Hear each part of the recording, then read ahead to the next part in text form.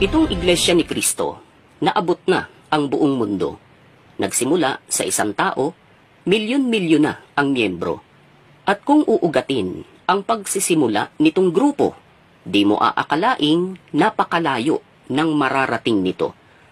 Isang katotohanan sa iglesyang ito, madaling mapasunod kanilang mga miyembro. Uto-uto sabi ng mga naiinggit dito. Pero nangangarap na sila man ay maging ganito.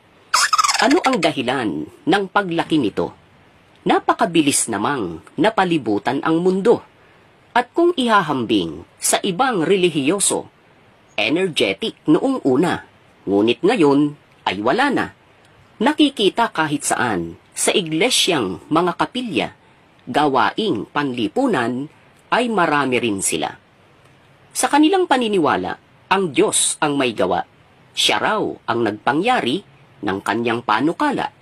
May mga lumaban kahit pa noong simula. Nasa na sila, ni anino ay wala. Ang binangga nito ay mga higanting paniniwala. Isang hamak na relihiyon. Sa simula ay kaawa-awa. Milagro ng langit, sandamukal na himala, naging makapangyarihan at tinitingala. Papuri sa Diyos na kanilang sinasamba at sa Panginoong Hesus na mahal na anak niya. Madalas kong marinig sa kanilang pagsamba, ang lahat ng ito ay gawa ng Diyos Ama. Sa aking paniniwala at sa aking nakikita, may mahalagang papel na ginagawa mga lider nila. Taong 1914, narehistro ang iglesia. Si Ginoong Felix Manalo ang nanguna sa kanila. Hindi birong hirap ang dinanas ng iglesia. Minumura, inaalipusta, pinagtulungan ng iba pa. May mga kasama rin sila na lumaban sa kanya. Pansariling kapakanan ang siyang pinauna. Nabalitaan ko, nagtayo ng sariling iglesia. Hanggang doon na lamang yata ang kinaya nila. Nagsimula ang iglesia na magpatayo ng kapilya. Sa simula ay maliliit, sawali ang kayarian nila. Ang kasunod niyon, ang kapilya malalaki na, patuloy na dumami ang kaanib nila.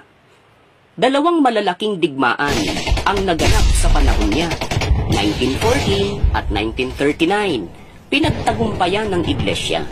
Panahon ng Hapon, ginipit ang mga pagsamba, pati ang hukbalahap, ginulo rin sila. Sa aking naalaman, pinagtangkaan ang buhay niya. Isang araw, papunta yata sa probinsya, may mga nakaabang, tatambangan siya.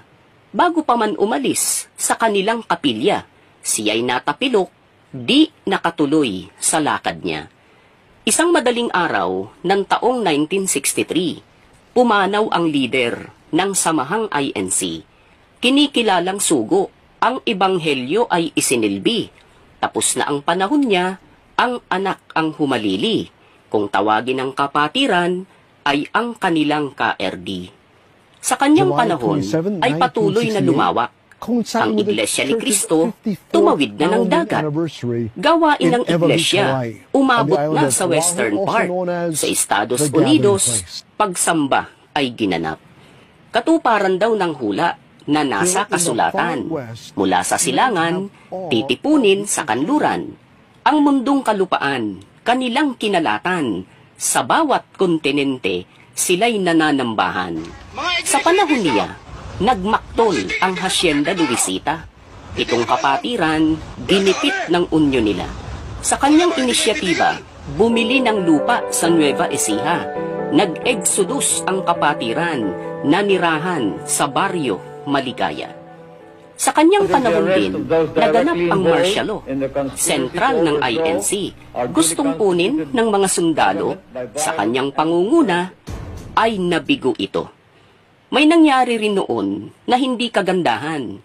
Pagtuturo ng relihiyon sa eskwela ay magiging sapilitan. Relihiyong Katoliko ang siyang makikinabang, pati ibang paniniwala, susubuan ng kanilang aral. Sa kanyang pangunguna, ito'y napigilan. Itong Central Temple sa panahon niya ginawa. Malalaking kapilya rin maging sa ibang bansa. Sa kanyang panahon, ang iglesia ay lalong tiningala. Lingap sa mamamayan, siya ang nagpasimula. Doon sa Jerusalem, nagtayo siya ng kongregasyon sa lugar kung saan ang iglesia itinayo ng Panginoon. Noong unang siglo, kasama ang mga apostol. Sa panahon din niya, nagkalokal ang INC sa Roma, sa pusod ng relihiyon na Iglesia Katolika. Pagkatapos nito, kongregasyon ay dumami na. Sa panahon pa rin niya, nagkaroon ng lokal sa bansa ng Gresya. Mahahalagang anibersaryo sa panahon niya, golden at diamond, ipinagdiwang nila.